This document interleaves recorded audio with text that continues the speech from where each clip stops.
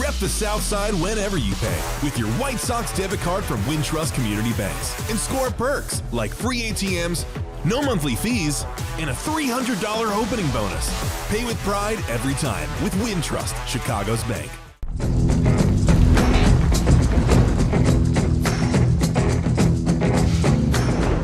Hey everybody, it's 𝗪𝗏 𝗏𝗀. Welcome back to another edition of the White Sox podcast. It is brought to you as always by our great friends at Wintrust, Chicago's bank. Show your team pride with the White Sox debit card. Get yours at wintrust.com/Sox. Member FDIC, EHL lender. Well, since it is the 20th anniversary of the White Sox winning the World Series, and they are currently playing in Houston, where they clinched it in 2005, we're not saying don't stop believing, but is it time to start believing in the White Sox again? The building blocks of the future are starting to shine, and when I look off into the distance, am I starting to see the light at the end of the tunnel? Are you starting to see the light at the end of the tunnel? Are good times coming, or is it too early to get genuinely excited? Well, James Fegan of Sox Machine is in Houston. He's covering the White Sox for Sox Machine. He's back on the podcast to share his thoughts, his knowledge, his perspective. Can we start believing and hold on to that feeling? That is next. Let's go. Okay, joining us on the podcast from Sox Machine, the great writer, the one and only. You're the one and only. I'm calling you the one and only, James Fegan. How does that feel? It's another James Fegan in Ireland that I know of, but other than that. The one and only in the United States, James Fegan. You are in Houston. You're covering the White Sox. Well, 20 years ago, when the little engine that could arrived in Houston and won the World Series, where were you? What were you doing when the White Sox won Game 4 and the World Series? And you're laughing, so there must be a story to this. It's very dated. I was a freshman in college. That was later in my college tenure. Everyone had TVs in their dorms, but it used to be you had like one TV in the section lounge. I got booted from the section lounge during Game 4 of the 2005 World Series because I was thoroughly outvoted. My colleagues in learning wanted to watch the new episode of Family Guy. I was sent away. I don't even make sense because weren't they both on Fox? I don't know. I was sent away. I had to watch it in the basement of the dorm room by myself. I called a lot of people as it was going down, but I was in a massive unoccupied section lounge in the bowels of a Notre Dame dorm watching the final out. You were isolated in South Bend watching the greatest moment in 88 years. I basically got into baseball writing so I could have people to talk to about baseball that I was clearly missing in life up until that point. Well, I'll say this. I was lucky enough to be covering the White Sox in Houston for the World Series. I have not been back to Houston since. I see no need to. I cannot top that experience. I think some things have changed. Scott Merkin informs me that the spot where Uribe made the catches as they left it, though. So that's all that matters. That's all that matters. I watched most of the game in the outfield. They didn't have any space in the press box for us. We are way, way, way back there, and it's all a blur. And I'm hoping that in time, your Chicago White Sox, everybody who's watching and listening, will be back at that massive stage in winning the World Series. But first things first, James, I don't like to overreact to 10 games in June, but are you... What's that? Certainly that won't happen today. But then again, that's what this entire podcast might be about. Are you seeing reasons for hope and excitement? I mean, this is because of the additions to the team and the way they're all playing and coming together for these roughly 10 games. Certainly a large portion of this fan base is excited again, and I'm just seeing it and hearing it from people I'm just walking down the street talking to and just coming across. They're excited. But again, it's 10 days in June. Where do you stand on this? We're almost all unreliable narrators in this because we watched last season. So seeing them kind of like, go 4-3 on a homestand is like, wow, when's the last time something like that happened? Or, this is walking down to the clubhouse last night. It's like, wow, they already clinched that it won't be a winless road trip on the first game. Wow, that's amazing. Because I've covered a few winless road trips in recent years. I think 𝗬𝗏𝗏 put it decently last night when you got asked about like playing well. It's like, oh, we're just healthy. Like it's a decent team. Like it's actually just playing as designed. And I think there's certainly like some veteran elements of that. Like, Mike Tauchman's playing really well, and that bodes well for like he's playing a big role because he's leadoff hitter. And that's good that they nailed the signing well. It doesn't necessarily maybe mean clarify what the vision is for 2030. Like same thing with like maybe Adrian Hauser like coming on and dealing. I think it not like I almost like look at the whole scale of the organization. I think about the things we were really talking about in spring training is probably a lot about like their top prospects where it's like Hagen Smith, Noah Schultz, Colson Montgomery. I think those guys are all like, to put it bluntly, like we're probably think a little bit less of where they're at right now than we thought in spring. Like we haven't seen like necessarily this great leap forward in terms of like who we're touting as the top guys. I think, prospects kind of wobble in their performance. Like it doesn't, like what we're seeing from any of them doesn't necessarily like wall them off from like a road where they're still productive major leaguers. But like what we were expecting to like carry us optimism wise isn't necessarily what's doing it. I think it actually makes me feel better about it, to be honest with you. Yeah, I'm trying to get back there eventually. Like, but even if Edgar Caro and Kyle Teel and Chase Meidroth, especially Meidroth, I think like is giving you probably like as good as you could have hoped sort of year and kind of putting himself into the picture of like, well, what will Meidroth's regular position be? Because he clearly has a big role in this. Whereas like the start of the season, you're thinking more like, oh, it could be a fun utility guy. Because of where this team has been,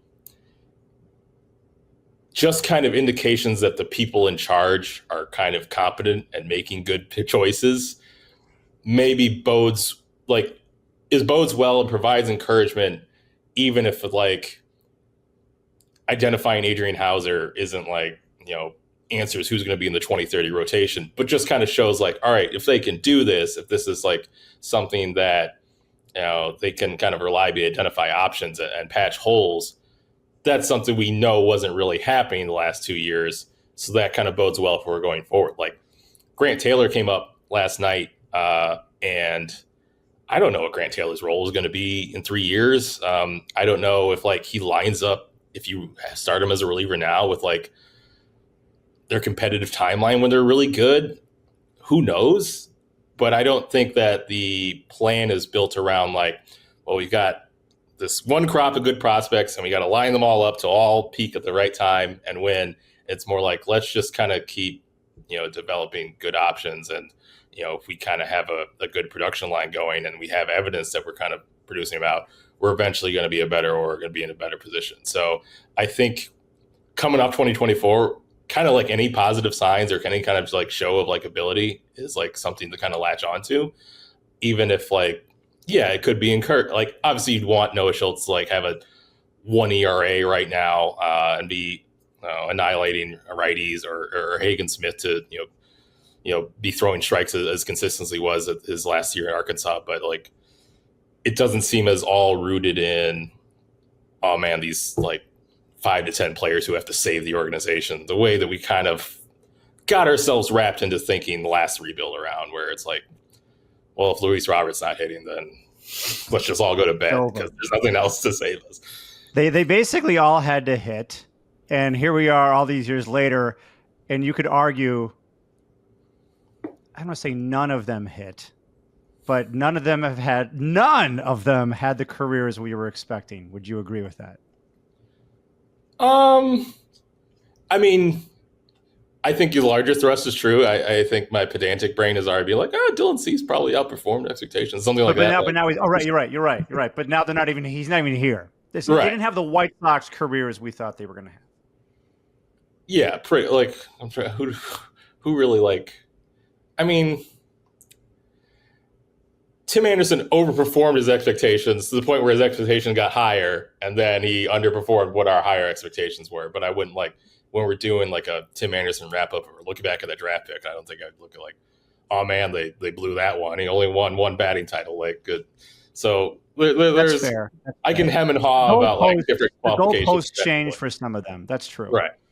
Jose Abreu did what he was supposed to do, I think. Yes. One thing that I love that we have not talked about, all these guys keep coming up, and it's actually two words. It's a term that was kind of defined, was a defining part of the last rebuild, and it was service time. They're just bringing guys up, right? Have you noticed that? Like, because I think the lesson to be learned from the last rebuild was, we're gonna work with their service time or manipulate their service time. So at the end of their deal, hey, we got an extra year. Well, the extra year never even entered into it. And now they're just bringing guys up, and we're not even hearing that. Yeah, I wouldn't say they're operating without an appreciation of service time. Like I'm sure Chase Meidroth's representation is pretty clear about, or knows what day he got called up on and whether it leads to a seventh year. But I think you're not seeing the last time, like Eloy and Luis Robert very overtly got pushed to a next year as they were trying to leverage extension deals, and you saw the gap between looking like they're ready and when they actually call up be a difference of several months, as opposed to all right, what does this mean, or how soon in the year that he's obviously coming up still is he going to get promoted? And certainly Grant Taylor, I think, is an example of, I can't say that that's being called up and that's going to line up exactly with his arbitration years being when they're good. I that seems a lot more well, this is what his development path is, especially if we think he's a reliever, or more likely a reliever where we're going to do that first and worry about the conversion to starting second, as opposed to just as slow as it needs to be, we're going to just pursue starting until it absolutely doesn't work. That seems a little bit more contravening, the idea of approaching service time. I don't think they're unaware of it or it doesn't matter, but it's not quite steering the ship the way that it was when it was a lot more about let's make sure this all lines up control-wise for the little run we think it will produce. Yeah, I want to go over some of the guys who are providing all this hope and excitement. So Kyle Teel is here. So you also write for Fangraphs, right? Correct? I do. Does Fangraphs... Long egg and kind of collaborate on the prospect coverage. He was leading the ship, and he wrote our Kyle Teel report. But continue. Okay. I'm asking this question tongue in cheek, but it's there's a meaning behind it. Does Fangraphs have a stat in relation to Kyle Teel for spirit, energy, and enthusiasm? Because he's loaded with it. I think the Fangraphs page would not have a stat for that. I think both Eric and I have talked to a lot of scouts who kind of instantly identified Teal is going to be an energizer. He's going to be a guy who, especially with the role as catcher, is going to bring a lot of positivity, bring a lot of leadership, be kind of someone who is a steadying force on the team, kind of a floor raiser, and that should be factored in. We don't know if he's going to hit good hitter for a catcher or be a star level bat.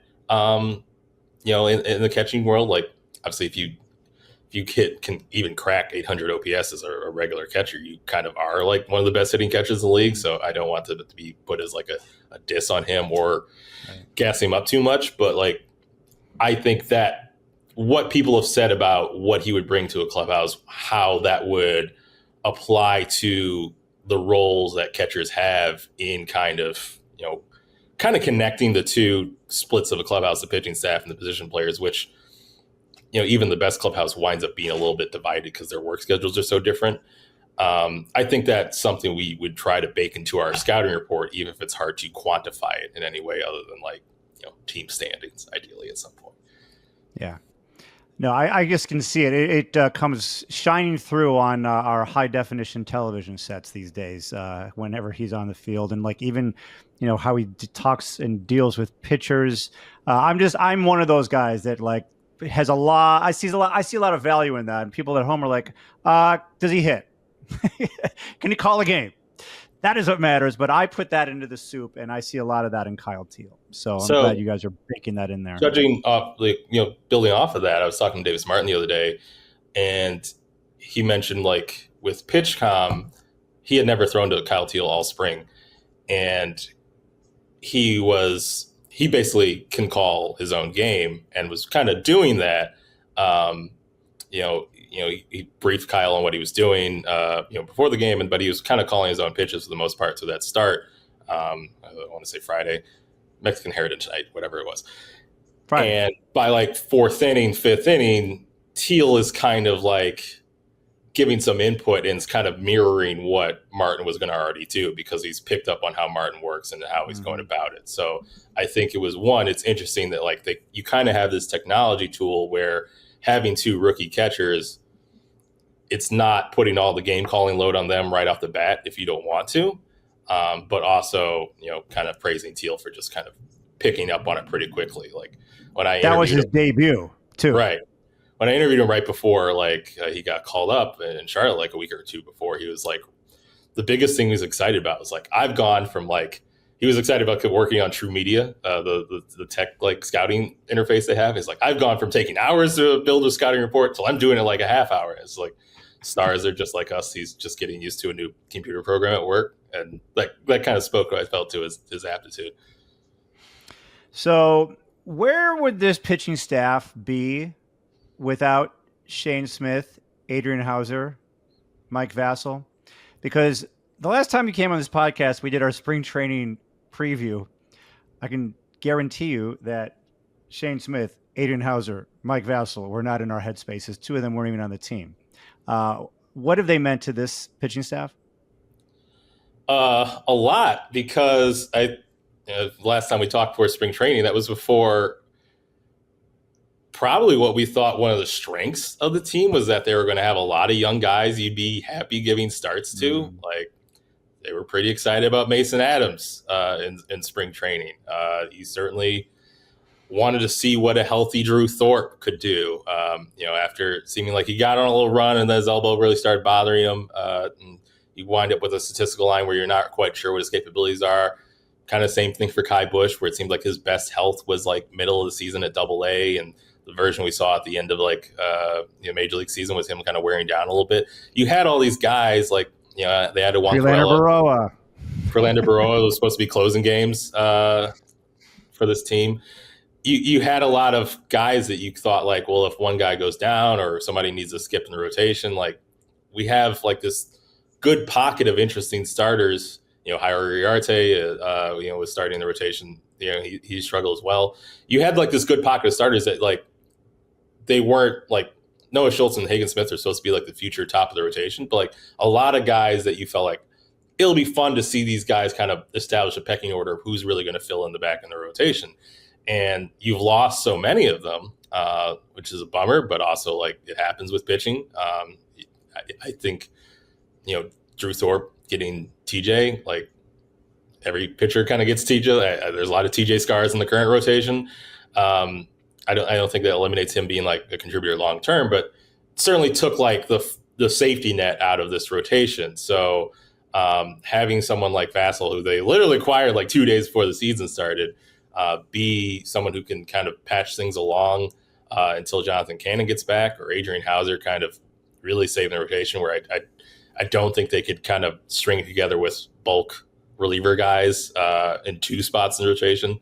One is hard enough. I think that's been huge for a rotation that's, I haven't checked it in the last couple of days, but was middle of the pack in ERA pretty thoroughly. And certainly what we see when they're playing well, when they're winning, like it's a low scoring game. It's, some good defensive plays and some manufacturing from just kind of getting guys on base, even if they don't have a ton of power to get like these bases clearing doubles or home runs every night. I think, last night or Tuesday night was kind of the prototype of how they've been winning game, where you have a good starting pitching. You don't have a lot of huge hits, but you're constantly kind of on base and pestering, walking 8 times, and you find a way to scrap together a bullpen, which comes a little bit easier if you can get a rookie to throw one-on-one for an inning or two. But I think that's probably a very huge reason to think that that's why they're kind of playing a bit better. And it's hard to say, like, certainly Adrian Hauser, you could see them shopping at the deadline. That seems like the more likely outcome. Mike Vasil, I don't know if he's a swingman. I don't know if he goes back to rotation years from now. I don't know if he just kind of becomes kind of a reliable reliever or something like that. But being able to kind of find value at the level they're operating with, which is, hunting minor league free agents, hunting the waiver wire, that's what they should be doing during this point in their process. So it obviously bodes well if they're able to do that. Well, this portion of the podcast brought to you by Toyota. Let's go places. Let's go here, James. The White Sox have 7 rookies on their team. Meidroth, Kyle Teel, 𝗦𝗏𝗀, Smith, Vasil, Taylor. Is this the Kids Can Play Part 2? Going back to 2000, that was the Kids Can Play team. They won the division. I'm not saying this team's winning the division. But are we looking at a nucleus forming here that is better than the last nucleus? And we obviously know how that ended. I mean, yeah, the Kids Can Play 1 scored like a zillion runs. So that made it kind of easier to wrap your arm around. I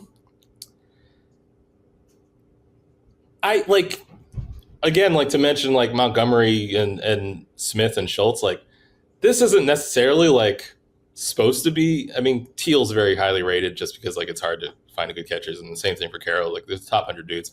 Brady Montgomery to mention as well. I don't know if you have like. I mean, I would say specifically, you don't have like the highest ceiling parts of your system, or your, beyond just like prospect eligibility. One way you look at like the strength of organizations is like their best players under 25 and under. So I think you could fit some of the major leaguers in there. I think the highest ceiling guys are not there yet. I think you have to be very encouraged by Meidroth. I don't know how much power develops. Like, is it always a guy who's like very dependent on like OBP? I would think so, but like, one, he's not dealt with this hard correction that maybe some people were anticipating, because like his projected slugging was really low based on exit velo and stuff like that in the minors. And he's shown an ability to kind of hold down shortstop in a way where you, especially with the way he's hitting, I think it's a real question at some point, like when Colson Montgomery gets here, when he establishes himself, like if they both have spots in the lineup, which one's the better defensive shortstop? And I think it's fun for that question to be, at least that already that Chase is like above average there. I think that makes that debate a little bit less fraught.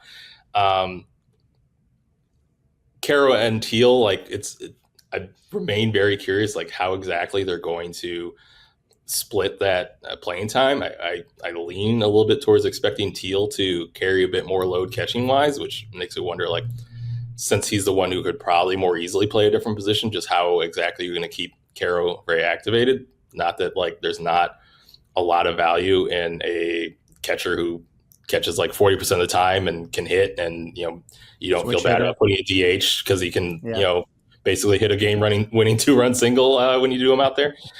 But in general, I think with like, this is encouraging. It's good to have these role players. I wouldn't quite say like this is like what like Shane Smith I think deserves a ton of credit and is really looking like a future rotation piece. It's almost like these are you're seeing like the role players first before you're seeing like the core that might really make them a contender. So the extent to which they can look really promising and like carry the day and be like a competent team that gives teams trouble, that's great. It's a little bit surplus. It maybe isn't quite like, this is what I tell people is the vision of how this will look like. A lot of these guys might have more complementary contributor roles, which are important, which is the depth that, the previous, even the division winning team lacked to a degree and had to patch together with a lot of guys that came out of nowhere. It's not quite like, I don't know if I would sell it like this is the future as much as like, this is nice. This is positive. Anything that like the organization produces where it's, can be competitive or produce good players is positive. Even if I don't know if I say these kids can play, I would say like these kids can play, but I don't know if it's necessarily what I would say. Like, this is what is going to be the best players on like the 2030 team. I don't know why I keep going back to 2030, but that seems like not too early to be overexcited. Feels far off in the distant future, but then again, it also doesn't. When you consider that 2005 was 20 years ago. We brought up Grant Taylor. So in his major league debut on Tuesday, his first pitch was only 101.5 miles per hour. I think it was a changeup. 𝗦𝗏𝗏 said on the show, after one game, 1 inning, 3 batters, he's the closer on this team. What would it take for you to move Grant Taylor into the closer role on this team in this bullpen? Probably a couple weeks. Weeks. That's like they're easing him in. He faced like the bottom of the order. He got a clean inning. Yes. That was, reaching out right after he got promoted. That's what everyone kind of said it was going to happen. He's not going to work back-to-backs right off the bat, or probably for maybe months or weeks, maybe just weeks. He's got a level of restriction on him that kind of precludes, like, a lot of things have evolved from closer usage. You're not going to have Addison Reed, save 6 games in 7 days or whatever he was doing back in 2013 again. But I don't think, if anything, like, he's not quite like unbound in terms of inning restrictions where he could be like, this is our high leverage option all the time. He's eventually, and Will Venable said this, Tuesday night, going to become just a regular reliever in terms of usage and what they have to guard. And once that happens, then the stuff is at a level beyond anybody else they have. Like, they hadn't had anyone throw 100 in a game before Taylor got called up, and he's in the 101. Wait, he's the first to ever do it? Cam Boozer topped out at 99.6 this season. So Grant you're Taylor's saying ever, or you're just saying this year? This year. Yeah, I was going to say. Okay. All right. Yeah. So the guy could have I think Jenks probably broke that barrier decades ago.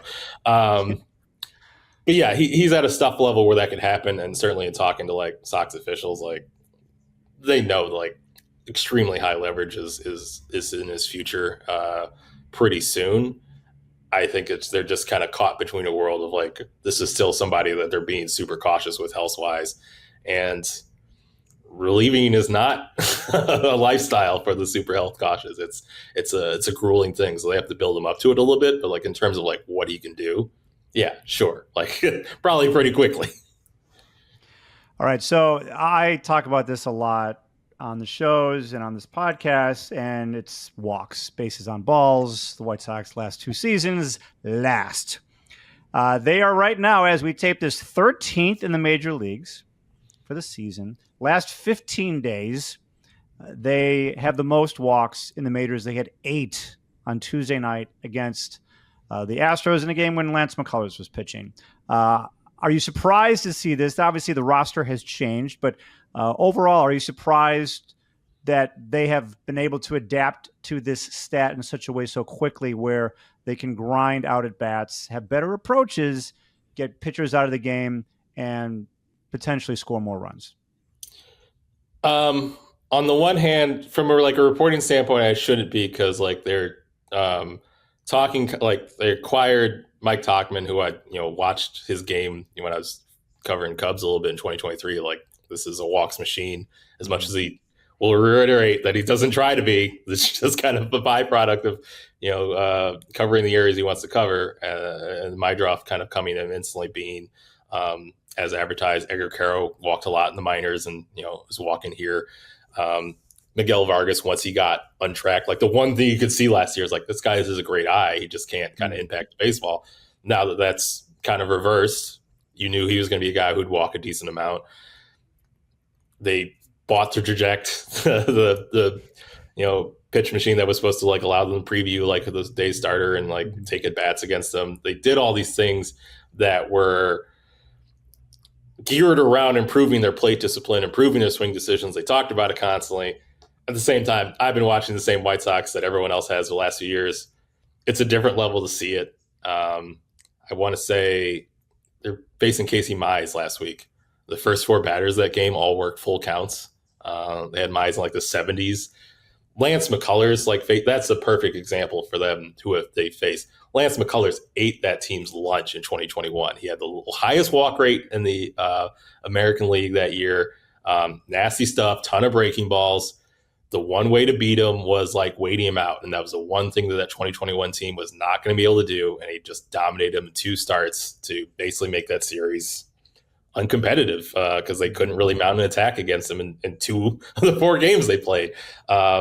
So to see them, and they've now faced him twice and racked up a really high pitch count against them really early 2 times. That just speaks so much to like how different it is. Now, obviously, they don't have the thunder behind it. They're not seeing like a ton of 3-run homers with like 2 guys on it walks, but like they are kind of capable. And I think it's a way that like people can wrap their arms around, knowing like the expectations of this team are not like it wasn't going to be 41 wins to 81 wins. I think people can wrap their arms around the idea that like they're just giving these kind of more talented teams a lot of trouble every day and every night. From having dedication to approach. And I think that's what you kind of want from, what's still like literally a last place team. You're trying to build up from that, but like ideally you're building a culture of what the at-bats of this organization is supposed to look like now. And people, your rookies that are coming up are going to come into this and know that this is what's the standards expected from them. So that's what when you sign a Tauchman, when you sign these kind of veteran players who can execute a plan that you want, you're hoping that that's going to bleed over to, and Meidroth, Caro, Vargas, these are things they did, but it can only help. It can only further the cause, as Teal's coming up, as the Montgomery are coming up eventually to build into this. And they got a lot of guys in the system who are kind of wired that way. Like, I feel like they have like these 3 or 4 like Meidroth like offshoots or variants in the system. Sam 𝗏𝗏 like comes to mind a lot for that. Riku Nishida is kind of that way a little bit, a very extreme version. But I think they have an appreciation for that role of the guy who works at pitch count. They have an outsized portion of them right now. But I'm sure the fans want to see 3-run homers. That'd be good. But I think, especially what we've seen on this side of town from the at-bats, it feels particularly like a tonic to, a team that kind of swung themselves out of games or, hit a lot of ground outs to short on the first pitch of the at-bat over the last few years. So Colson Montgomery, he's been, when he's not getting hurt on fluky pitches, he is looking really good in AAA. Do the White Sox need to call him up just to avoid him getting hit by another pitch? He's been hit on the knee. He's been hit on the hand. He needs a safe space to hit, and I don't think AAA is that anymore for him. I'm sure, I think from a data standpoint, you'd want to see what his changes look like more than like these little 3-game little bursts in between getting hit, missing time, coming back, looking rusty for a couple of days, then getting going again. But yeah, I don't think that's like the first time I've heard that notion of like. I was kind of joking, but are you taking me seriously? Like the command is going to be worse there. Like that's a risk. Yes, there is truth to that. Yes. Like, I mean, it's a more of an extreme thing, but like the year like Luis Robert first got signed and just spent in the DSL, like there's no control in the DSL. It's kind of a risky place to put him. You don't want him there forever. AAA is obviously several levels above that, and you're facing a lot of former major leaguers, and you wouldn't think this continue, but like, and a little bit. I think you want to see him getting going.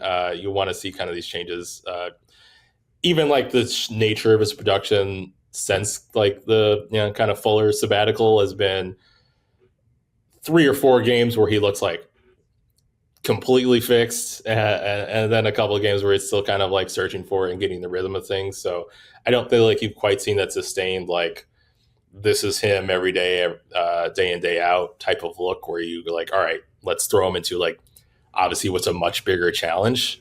So I think that's that runway to really look stable and feel like comfortable in his new self you're going to want to have it at some point in AAA that he hasn't had the opportunity to get. But, it's always been their intention to call him up this year and have him play a big chunk of time in the majors. So I don't think it will take forever to do it. But, I think you need a little bit more.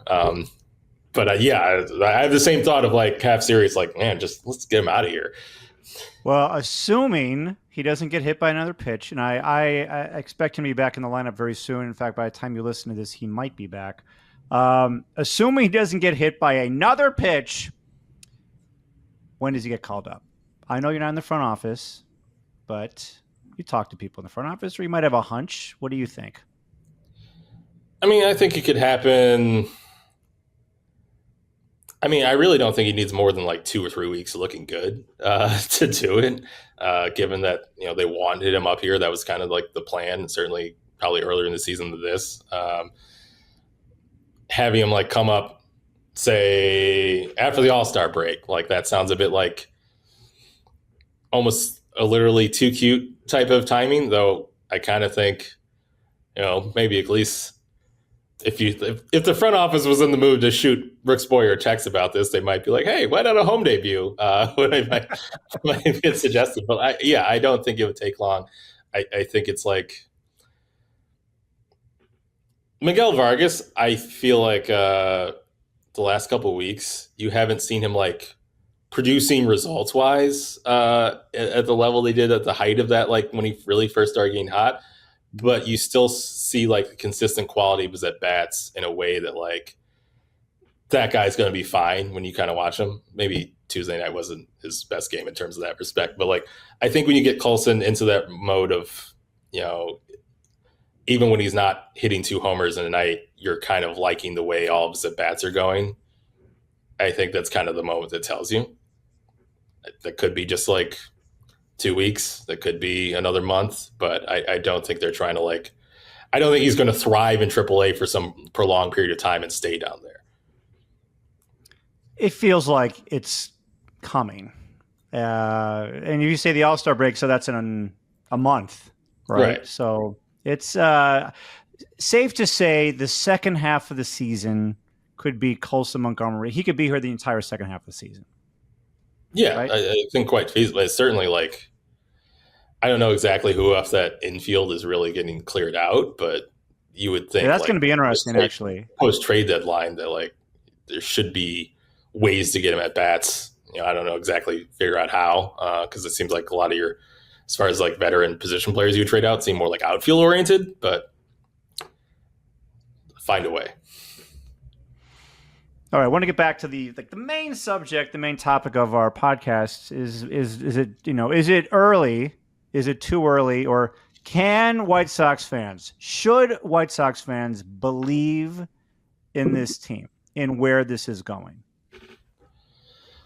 I mean, they certainly can believe it's better than last year, but that's like literally the lowest bar. I think they're going to keep getting better because they've been stacking assets and like orienting their focus towards kind of building up their farm system in a way that can only build superior products to not just 2024, but 2023. Like you're seeing indications, the returns on investment in terms of prospect depth where you have like productive young players. As far as like knowing this team's going to be able to win a World Series, this team's going to be an AL Central juggernaut, I don't think you have enough data yet on like who the best players on that team. Like, am I basing them being a juggernaut because Brandon Montgomery is going to be a 40 home run guy year in, year out, or to even look across the division, a Riley Green sort of fixture? Maybe, hopefully, trending well, but like we've been watching him play for like 2.5 months. Like we just don't have that level of data yet. Like, are they going to have, is there a Skubal in between like Hagen Smith and Noah Schultz? Maybe. I'd like to think so. Like, but as far as like knowing that or being like this year, like 2028 after is going to be ours, I don't think we have enough data yet. I think even like this draft or even next year's draft might say a lot about that more than we can really know right now. I think you certainly can anticipate watching better baseball the next 2 years than you have the last 2 years, which isn't saying much. But I think they should get out of like the 100-loss territory after this season and ideally not see it again for a while.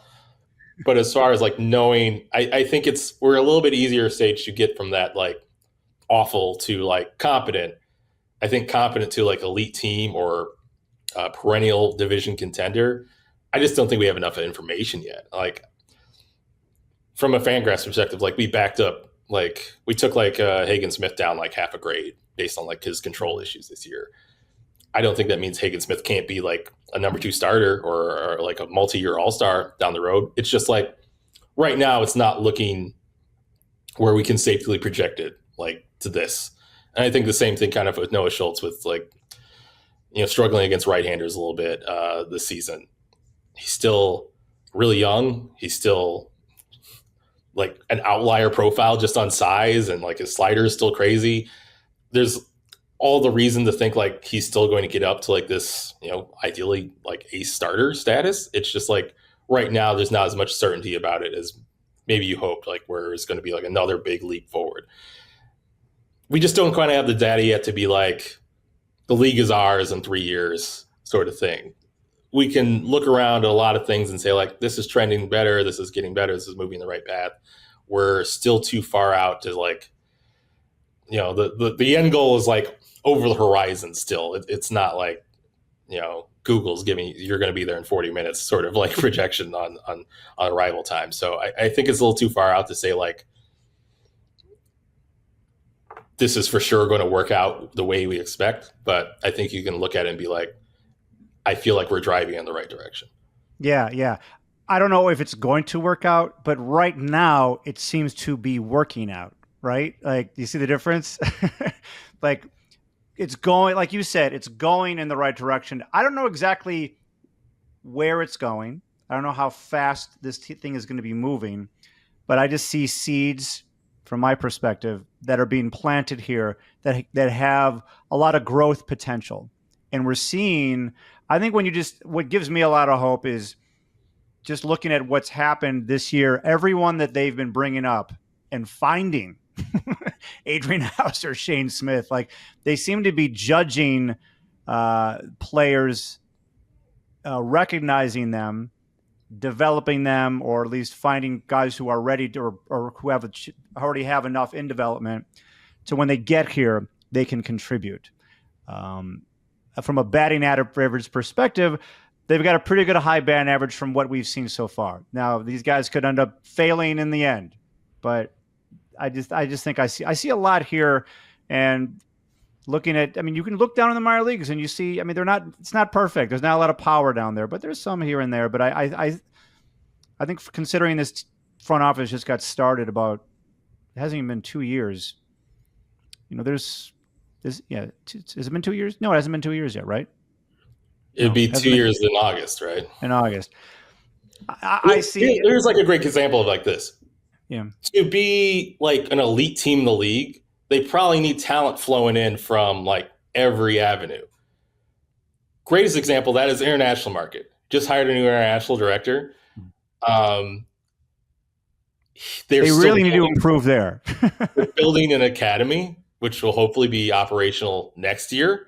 And then you're hoping from that, you start getting really stronger classes, which will then be inherently 16-year-olds and then have that window. Now, the benefits of having a strong international operation start before like the 16-year-old is 25 and reaches the majors. It's more about like having trade capital as much as anything. Mm-hmm. But that's a thing that's like, yeah, they should feel good about that. They made a good hire. They're building a new academy. That's going in the right direction. The degree to what the distance between like that step good idea and seeing the benefit of it is years. Like, and hopefully only like 2 to 4 years where you can start like, hey, we got good DSL players. We can, make deals happen or make contending deals, or just starting to see some of that in your system versus like, when will the stud that they sign in the 2027 January 15th class be starting in like center field? I don't know, like a decade. So that's an extreme example. Like, I don't think it'll be that long to like say contend for the AL Central title, but like the window between like, yeah, I like that they did this, it's putting them in the right direction, and this means that we are where we want to be, could be a long time in baseball. Yes. Now this will probably be interpreted in a, I don't know how it's going to be interpreted, but I think some people are going to listen to me. They say this as I'm couching this. I'm just going to say it. At some point in the near future, I could see the White Sox actually saying, okay, let's spend some money to improve the current team. Would you say they spent money in 2025? They signed a lot of players. They did not spend a lot of money doing it. They made a lot of like, for like the, literally the range of 1 to 5 million like level acquisitions. They made interesting ones, but like that's a real cap. That's not something that allows you to really compete for somebody who even had like a really, like if you had a good year in 2024, you did not come here. You did probably not come here. Like you probably had bits of a good year. Like you had Martin Perez look really good, his last 10 starts in San Diego, and you build off that. Like I think Tauchman may be the strongest counterexample, but it's like he was like a platoon player, a little bit older. He got non-tendered. You got him for like probably less than what he was worth. Certainly, it seems like that so far. Yeah, that was probably the guy I thought was coming off like the strongest year. Austin Slater had played below his ability level the year before and got hurt, and so you got him. Like that they weren't making these big like big gets type of thing. It was more smart signings. Yeah, these are placeholders. Okay, they signed placeholders, veterans to 1-year deals coming off average to below average years to be mentors as well for these young guys, and we're seeing that. I guess what I'm trying to say is, yes, what you said is absolutely true. The international situation is needed to be extremely fixed, and we're not going to see the benefits of that for years. But in the meantime, they're finding their way through it. They're threading the needle in this respect, I think, to try to get as much as they can for this team for where they are right now. And I mean, I would like to think that they will improve the team more in the near future by spending money when they're ready to do it. When that is, I don't know, but I don't think we have to wait till 2029 for that to happen. 2029 seems like too long. I don't know. Maybe the show's on Comcast. Maybe that changes everything revenue-wise. But good one. I think like when the press release came out about 𝗪cie, like when they talked about the capital investments in the team, that was a logical question of like, what kind of capital investments on the team? Mostly the indication is kind of more boring stuff right now, and I certainly don't think they're quite toward the window where they think of that. Right. Chris Getz hasn't quite said the money will be spent, but he's said that there's going to be the ability to invest when the time comes. I don't think that's next offseason. I think they have to have a good year next year where maybe they're a bit better than they anticipate, or are flirting with 500, or seeing kind of core players that are kind of ready for it to even be the offseason after next. And I wonder if it's going to be for an organization that's so geared around like trying, like, you see the places they're pulling teams from, pulling players from, or even pulling coaching staffs from. It's a lot like taking things the Brewers did, taking things the Rays did. And those teams certainly have years where they realize that they're in their competitive window and spend a bit more. White Sox are like, 28th or something in payroll, or even, they're lowest in the American League. It's certainly going to go up from that. I don't know if it quite goes up, or what has to change, or how far out it has to be where it goes back up to what the levels were in 2021.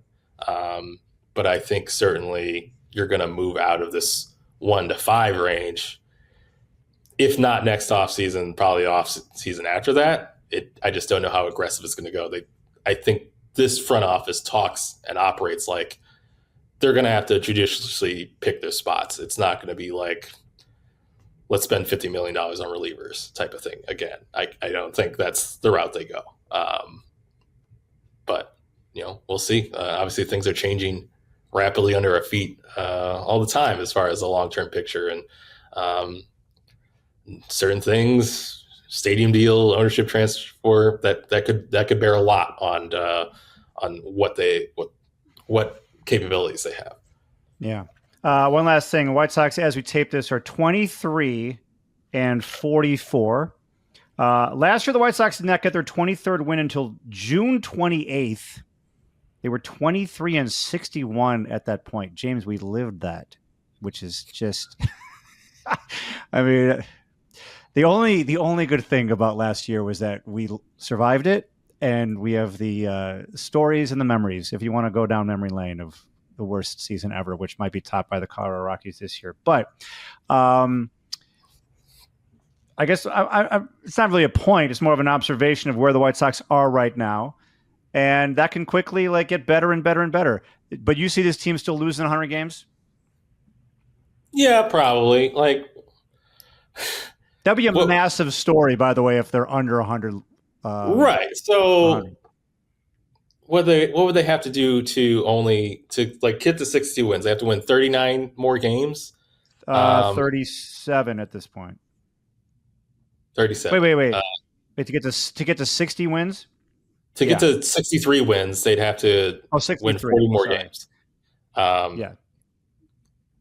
Played pretty close to 500 baseball. If anything, I would say, yes, they should lose 100, not because I think what we're watching right now is secretly bad and the rug's going to get pulled. This is still a team that's trying to stack future assets. They're going to sell at the deadline. Whether it's, just Luis Robert, I think it'd be more, but someone like Hauser,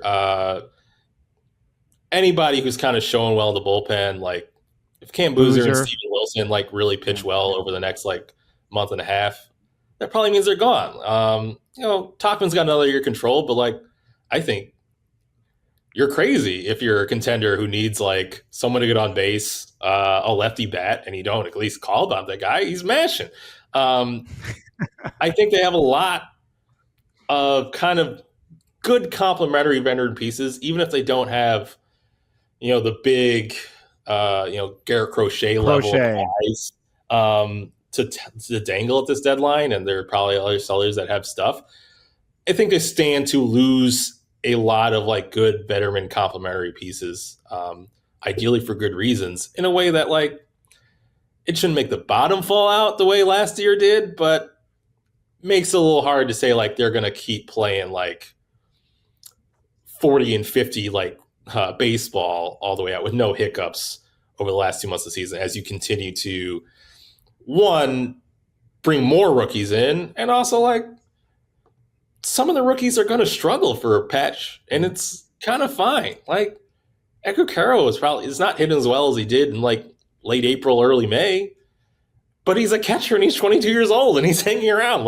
I'd love to see him hit a homer, but catches develop weird and he's kind of hanging in there. I think that's what I love about him, actually. Yeah. A period he's creating Go ahead. A period like that for Meidroth, a period like that for, another thing for, you'd want Sean Burke to kind of roll from here on out. But, if he struggled again or was walks propped up, that's kind of the process. This is the height when they're all playing well and we're man, imagine what this is going to be in 3 years. They're going to be these ups and downs. It's kind of the nature of it. So, yeah, I think to get to the level of spiciness to be 60 wins, book it. I don't think I can quite get there. I think there's too many natural obstacles in the way, but I don't think it's because this is not legitimate. This is a fluke. I don't believe in this. The Royals are tanking. I don't think there's anything not legit about what they're doing. I think there's just kind of this process contains a lot of hurdles that are going to pop up at some point and not necessarily a reason to get off the bus. All right. Are you having a much better time covering this team than last year? Yeah, it's only because I felt every post game you wanted to be respectful of what these guys are going through, and you don't root for the team or cheer for the team. I do. With the exception of, well, I try not to, like, I try to be too involved with what I need to do for work. I know. Having these emotional responses. But to really, like, I feel like do the job well, you want to emotionally connect with and understand what the players are going through. They're going through something very difficult last year. And so it was a lot of, like, just a lot of conversations that have the tone of, like, talking to a friend about their pet dying type of thing. And it's a little bit better now. It's things you root for. I had a note. I was going to put an article. It went up today about Steven Wilson. So, man, I was like, Steve, get out of this eighth, man. Like, you can do this. This story piece about your sweeper being better. Like, it can hold up. Just throw a couple good ones. And sure enough, he got that weak contact on the sweeper. So I've been there many times. I do a podcast with somebody, supposed to come out the next day, and he blanks the bed, so to speak. And hey, here's my podcast on him. Why don't you listen to it? Even though he went 0 for 4 with 4 strikeouts. I was just like, yeah, look how consistent the action is on the pitch. Now he's back to his natural arm slot. All right, that's what we're looking for. I will say this, in all honesty, I do come across as a giant White Sox fan. I try to say this as often as I can. I grew up a White Sox fan, yes. But 90% of my enthusiasm for this team, honestly, is because I want to have a winning postgame show. I want this team to be good. I want to cover a good team. I want them. I don't want to have to go into a clubhouse and they've lost 120 games, right? You want to be covering a good story, a great team. And my first year covering the team, they won the World Series. I want to go back to that. So a lot of my enthusiasm is built in that, even though, deep down, I am a White Sox fan. To put a hypothetical for you, if you were, say, a reporter moving to an independent White Sox centric media outlet, trying to see if it's financially viable to support a traveling beat writer based on subscriptions, yes, a record-setting season for losses might increase your stress level a little bit over the course of the year. And also give you the idea of, like, well, if we survive that, we'll survive anything sort of mindset going forward. So, this year is better, I would say. Yeah. You are emotionally and arguably financially invested in the success of this team. I mean, I don't want Davis Martin to be thinking, like, when you really need to make James be able to pay his rent this month. All right, slider here type of mindset. But a little bit. Yeah. Would I feel much better covering Dodgers pre and post game shows, being the host of the Dodgers? Would I feel better about the future of the success of the franchise? Yes. Not future, the present. I'd be like, can I just lay up? I'd be laying it up every day. Oh, there's another win. But this is the flip side is you might misspeak or be critical of a player and then wind up having to submit a statement of apology in Japanese if you're covering the Dodgers. So a little bit lower stakes is sometimes welcome. That is a good point. And I want all of you to know that we are allowed to talk how we talk on the air. All right? From the tippy top of the franchise, the green light, go around this country. Do you see this kind of talk that 𝗁cie and I have on our channel anywhere around baseball? You won't find it. I haven't seen it. So I think this front office is good about, like, giving your honest assessment of people like they respect it. Like, talking to, like, 𝗏𝗏𝘀 the other day, like, I think he'll be pretty honest. Like, they didn't know Shane Smith was going to be this good. They had reasons to feel good about it, but, like, it can be like, oh, we think he'll hold his velocity well, or, we think a changeup will work from. It's a little different from when he's throwing it in games and, the bottom's falling out of 92 miles an hour, or he's sitting 98 in the sixth inning. Like, I don't think they don't operate like you need to be dishonest or give them more credit for things that, like, nobody could possibly know, or sugarcoat someone who's obviously struggling. Like, you don't need to say, like, Colson Montgomery going to Arizona because he's striking out 50% of the time is actually a positive development. It's obviously, like, a struggle. it's just like, if you give an honest take that like, and describe the path out of it, I think they respect that a lot. So yes, yeah, yes, that's a great way of putting it. I can't speak poorly of how they kind of process media criticism. I think they do it well. Yeah, I think they're fair.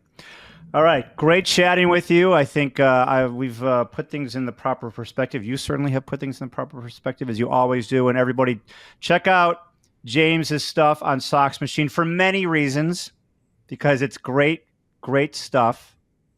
Arguably, I'll just speak for myself. He's the best writer covering the White Sox. Go to Sox Machine, subscribe. Let him help him pay his rent. And it's going well. I mean, you're in Houston. Are you going to be in Texas? Texas. You're in Texas. Are you going to be at the Rangers series as well? In their infinite wisdom and guidance, I will be in Texas for a whole week. Love it. Love it. There's a reason why you're there. It's great stuff. I read his stuff all the time. And if you are a White Sox fan, highly recommend reading everyone at Sox Machine. You can even listen to their podcast, which is in competition with ours. But no, it's a great podcast. Jim Margulis, Josh Nelson, and James Fegan. That is a wrap for this edition of the White Sox podcast. For James Fegan, Edgar Perez behind the scenes, I'm Chuck Garfien. Thanks again for listening and watching. Hawk Harrelson, take it away. All right, Chuck, this edition of the White Sox podcast is over.